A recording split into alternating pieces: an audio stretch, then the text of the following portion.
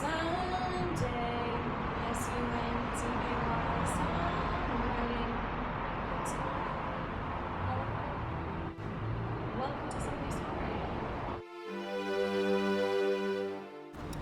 How's it going? I'm just going to. I got a question. This song, I know it's kind of loud out there.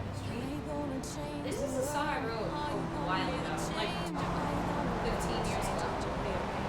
So I've never recorded it, so I'm going to record it for my new single on Sunday Songwriting, number 248. Jimmy Joe, is the camera on? Take a breath, you might need tissues when you're in the middle of its reality. What do we got? Prohibition PTSD. Why is hemp now called evidence?